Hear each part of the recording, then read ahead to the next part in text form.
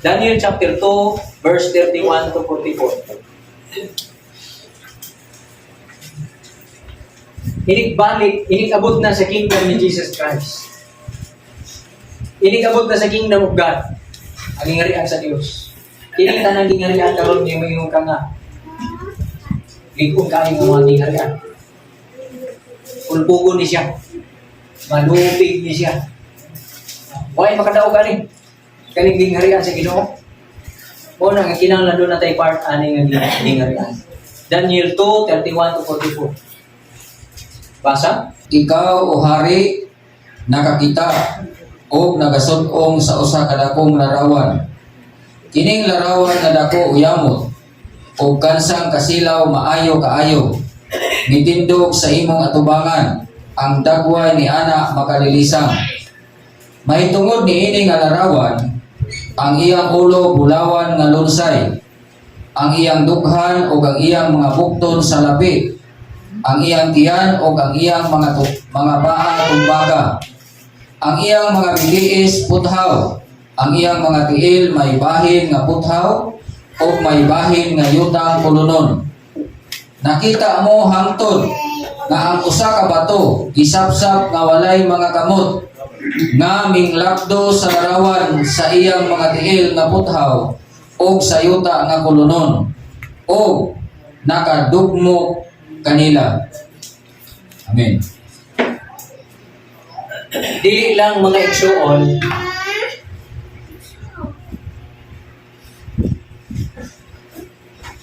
si Daniel ang ipakitaan sa Dios. Dili lang siya ang gitaga ang vision may tungod sa umalabot nga kingdom.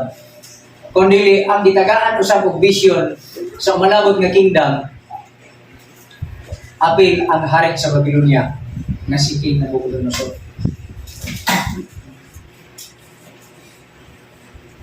Gipadayag usab gyapon sa iya.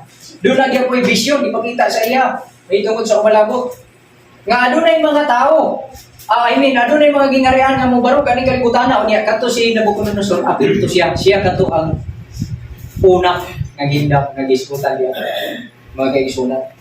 Pero adunay termino ang matag kingdom nga mag-exist. Pag-abot sa ining tanan mag-exist sa kalibutan, ang katapusan matod pa dinhi sa iyang damgo nakita niya nga adunay bato nga gikan sa bukid gisapsap nga walay kamot nga nagsapsap unya unsa may nahitabo Lakdo sa larawan sa iyang mga tiil na puthaw sa yuta nga kulunon. Nakadugmo kanila. mo na ang nahitabo mga kaigsunan. Ilabdo sa larawan, katong larawan, mao tong larawan sa mga kingdom. Sequence sa mga kingdom o existence adto nila naa sa ilang mga panahon. Kadto sila tanan gupon.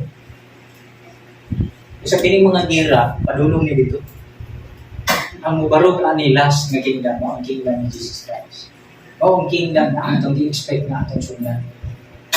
Dili ka nang mingon nga mangadto tag langit, uni ang atong ginahuna-una pag mangadtong langit, mangadto ta dito sa kawadangan. Ang mahitabo, ang ginharian sa langit mao'y manaog dinhi sa yuta. Pinaagi kang Jesus Christ. Muanhi si Jesus Christ dinhi, pildihon ang tanang kingdom nga naa dinhi. Siya mulingkod siya ang trono og muhari siya sa tanang pinulungan. Matod ba dito sa Daniel chapter 7 mga kaigsunan, muhari siya sa tanan nga mga pinulungan, tanang mga katawhan. Nasa verse 14, tanang nasod, tanang katawan, tanang pinulungan, mag-alagad kaniya. Diba? Dili lang Hebreano na mag-alagad sa iya. Tanang pinulungan. So dili, usara ka po pinulungan ng mga tao, alam ko na, doon yung mga Bisaya. Amen? Amen. Mag-alagad sa Ginoo.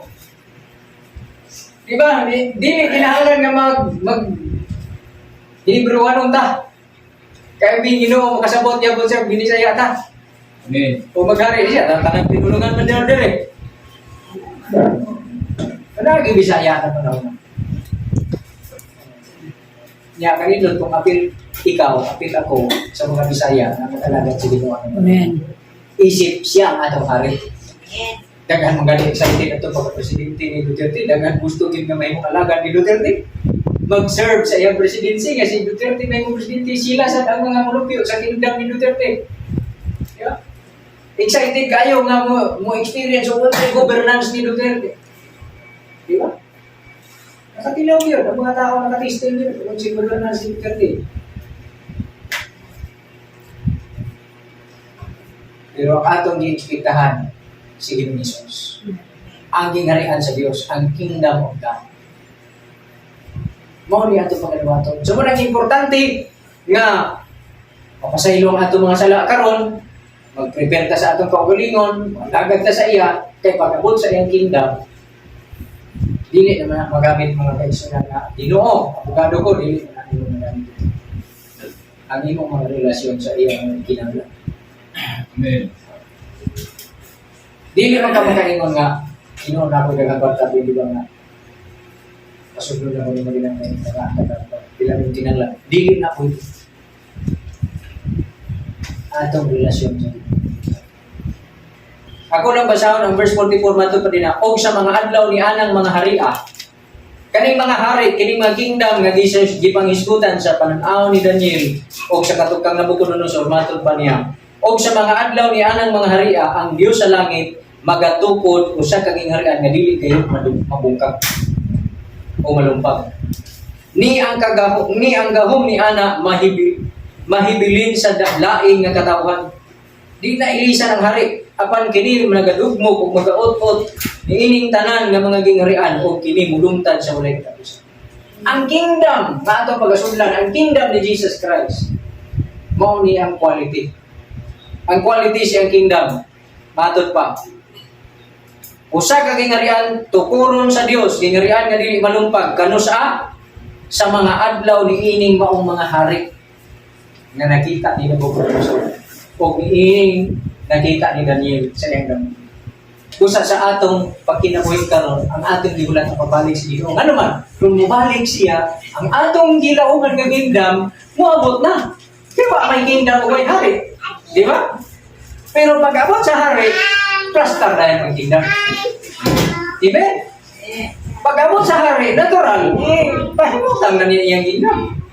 Mao na nga nung nagulatan, nangandoy tang mubalik ka ang Ginoo. Kay kung mubalik na siya, ang kingdom na to, naano na yun? Amen? Kusa, atong gipangandoy Ginoo, mubalik na unta ka. Nga naman, kung mubalik na siya, nasabtan na to, nga mapahimutan na dayon kining gisaan nga kingdom of God. Nga way katapusan nga gingharian. Gingharian nga matarong nga gingharian. Gingharian nga naay kinabuhi nga way katapusan. Naay kalinaw. Hallelujah. So mauni siya nga nag-expect kita, nagnawag kita, Ginoo mo balik ka na.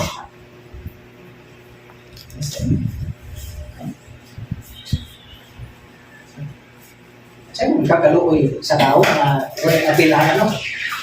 Pag-abot niya sa hari, atong hari, muani na, atong natin sa kamaganuran, muani na siya, tigumo na niya ang tanan niyang katawan.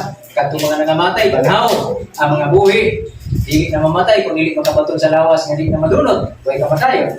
O pagkakita mo niya ng panahon na, ipahimutan na niya yung kingdom, yung gingharian. So sa niya, ipahimutan na niya yung kingdom, kung wala tayo active. Kay, asa man tayo butang?